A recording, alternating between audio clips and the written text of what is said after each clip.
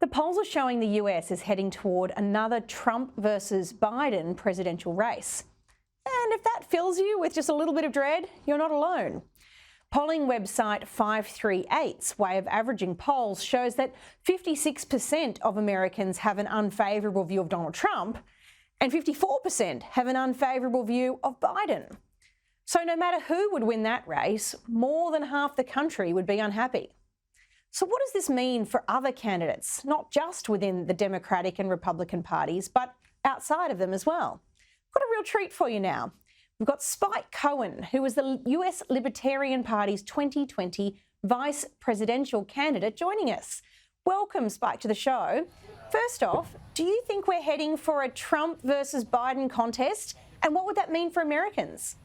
We almost certainly are headed for Trump versus Biden, too. And what that means is that, once again, the Republicans and Democrats have completely ignored the American people. There was actually recent polling that showed that somewhere around 60% of Americans said that they did not want Donald Trump to run again. And 70% of Americans said they did not want Joe Biden to run again.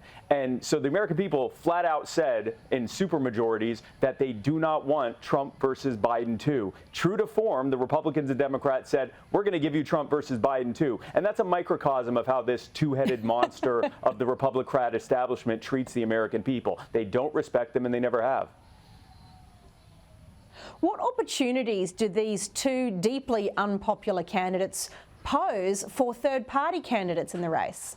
Well, I think they pose a very good opportunity, because it's not just that they're unpopular, it's that with both of them, we know what 4 years, or at least with Biden 2.5 years, looks like. It looks like a larger government that runs up more debt in our names and causes the cost of living to go up, while simultaneously putting more and more restrictions and regulations and orders on us. Both Donald Trump and Joe Biden were behind the ruinous COVID regime that ruined the lives of an uncountable number of Americans and did absolutely nothing for COVID. Both of them are behind the military-industrial complex and this absurd expansionist thing that we're doing in Eastern Europe over Ukraine and Russia.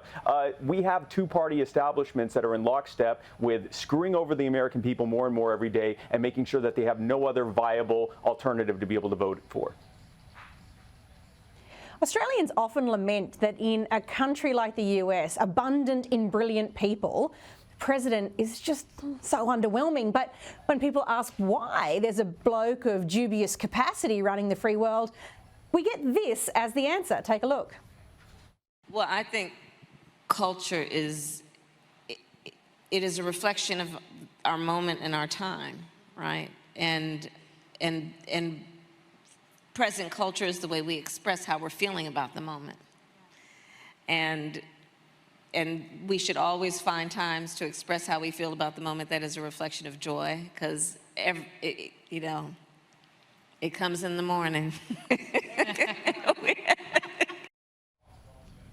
Well, if you could make sense of that, then you're definitely smarter than me. I mean, this consistently incoherent person, Kamala Harris, is the next in line, and that's just darn scary. Spike, does this worry Americans the way it does Australians? Well, first of all, I think we found out whose bag of cocaine that might have been. But I definitely think that the average American looks at something like that and says, okay, fine, we'll go with the Alzheimer's guy for the next year and a half, and then we'll figure it out from there. I mean, obviously, Kamala Harris was both impeachment insurance and early retirement insurance. She did everything she could to stop from debating me in the 2020 election, and we can see why. How will the Libertarians shape the outcome of the next presidential election? We have the opportunity to reach a record number and a growing number of Americans across the country who recognize more so than ever before, sometimes depending on the poll that you go by, anywhere in the 70 to 80 percentile range, that we are headed in the wrong direction and that the status quo is failing us. It's incumbent upon us to show that we have a viable alternative, and that alternative is very simple. Unlike Republicans and Democrats who think that they own your life, your body, your rights, and your vote, the Libertarian Party recognizes that you do best, we all do best, when we are most free.